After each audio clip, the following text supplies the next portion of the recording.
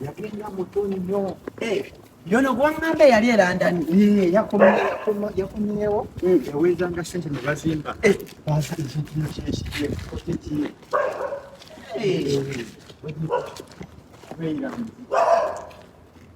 Mazimba kutukulia mwalumu bulungi. Yakomyewo kulaba. Kola sente zaragangawa. Njagala mulabako. Nawe yansingise mulabeko. Bakatwala kato.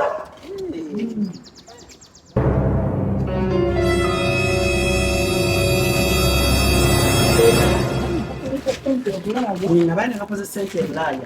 Katwala omukwano gwange atwala abayimbi bamutwala ekimondo. Sennaku zino mbwate natwala Afrika Band. Ennaku z'omwezi nga 23 awo mu Septemba.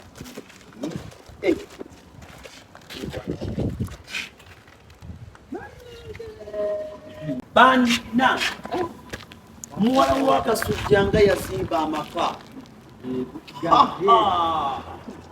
Myaka 2 mwekyo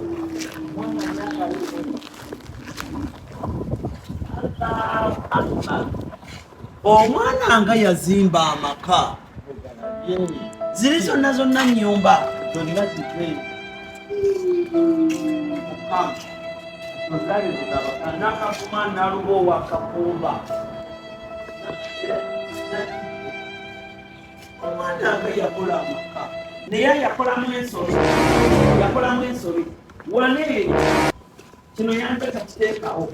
Kino talina bisaawo. Kati wano ate yandibadde azimbawo effumbiro. Oyaba effumbiro nga lijjanga ddene nga likoma wano. Olujja eyamukolera pulaani yagikola yalufisa bubi. Yandibadde kati abanna zera zafasire kana yakola kawangu. Ennaku nawe tebakyazimba kalina bazimba ennyumba ng'atonotono ng'ekomangaawo. Olaba na kitende mwala wagira zimba kusala amaloozi nga mpanvu nga tewamugamba Spice Diana.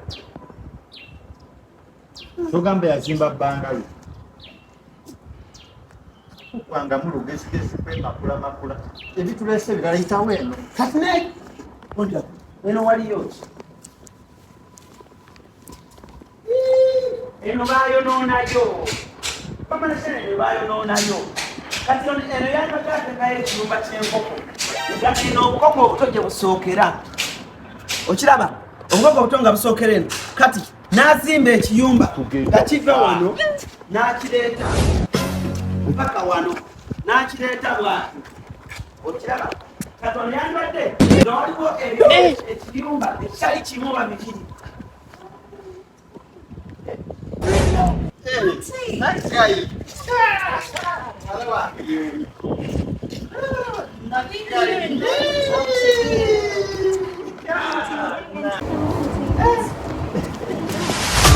When are you coming? Hey! Oh my God! I don't know what this man said, but I came some 3 days back. Is he from here? Friends of Kulava. Why? You know Malawan. You know no. Tell someone to lock the gate. Tell someone to lock the gate. It's open. Did you see? Gate is good. Why? Gate and different good. Well, come here. We're gonna sit down here. Don't worry, okay? Why? We're gonna sit here. So to really want. Banana. Maama Brighton. You need one. Miaka 2 mwana wa mwanyina. Hey. Hi, Auntie. Hello. Wanji? How you doing? Yotia dambati. Nakadambati. Okay. Hey. So, Auntie, I'm coming to see you, and I told Uncle to call you yesterday, but you didn't come yesterday. What happened? Yes? I told Uncle to call you yesterday, but you didn't come yesterday. What happened? So I wasn't even expecting you today. I was about to leave. I'm so happy to hear. Hi. Maama Brighton. Afaanana mulema. Afaanana lema. Omulabanga bw'abaayo. What is she saying? Omulabanga bunene obuvaayo. Hey, Auntie. What is she saying? That you have holes. Where are the holes? Okay, where are the holes? Here. Oh, the dimples. We call them dimples. You can touch. Don't worry. You can touch these with your hand. This and this. They're called dimples. Yeah. Hey. Amwita Naggai. Ye mwana omuto wa mwannyinaze. What did she say, Auntie? What did she say? I see you talking about. I don't know what she's saying. Is that a whisper? That you beautiful. Oh, thank you. Thank you. So, what can I give you, Auntie? Where is Daddy? I left Daddy back in London. Hey. I think he's coming back next month. Yeah, I think that's the plan because I had to come back first to see this. See how far it goes. Yeah. Hey. Now. Amanche yeddira. Amanche yeddira. So mwana uyu mwana yagenda wa myaka azee myaka nakunika nawe ahobula. So Auntie. Weddira ki?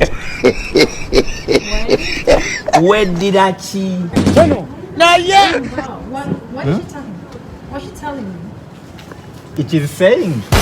It? Oh my god! No, an it is an animal, is an object, it's something without life, literally, or a little baby. But her, it's a woman, we call her she. She. She, Auntie. Sheep. No, Auntie. She is a lady like you and I. And it is an object like this is a phone. It is a phone. But you're human beings. You cannot call her an it. Auntie, you guys don't know English. It's so hectic. Kati yeddira ki? What Oh my is god, I don't get you guys. what is your birthday animal? Tugenda kufa. You know what? I have to call Daddy here because I didn't get anything. I need to call Daddy. Weddira ki? Soko mubuuze. Wait. Bana babeere nga tamanyi kye beddira. Njagala kulaba amanyi kye yeddira. Wait. Kawedde mudda. Kawedde mudda. That's my name here. What is your birthday animal? Nyabo. Daddy, I don't know what Auntie's talking to me here. She came with a friend a few minutes back, but they asked so many questions and we seemed to get each other because of the language. And can you please be on loudspeaker and talk to her? Weddy or something? I don't know. She's calling out my name. Of course, I know the name, but then the other one, she's telling me I didn't know it, but she's here with another woman. Seems like they're age mates, they're friends, so. I wonder. Who Tokkirizibwa. are you? Come on. Hey. No mwannyinaze. Yeah, talk to him. Hello. Mwannyinaze tuli wano. Don't talk. You're too Mbadde mubuuza. Yeddira ki nga njagala ayiga omuziro gwe naye mugambye engeye naye tabitegeera. loud. Women. Kati gwe munnyonnyole atubuulire kiyeddira. Twagala abire nga yabimanyi. Can you get my phone here? Kale. Let me talk to No. Don't give her. Mwannyinaze. Come on. This woman doesn't have discipline. Talk. No, we're done. He's off. Like, what did you say? Talk is telling you. Oh, Daddy, she's talking about the totem. Oh, Bambi. My totem? I don't know about the totem. You know, not being enough with some girls. So maybe you can ask her to tell me.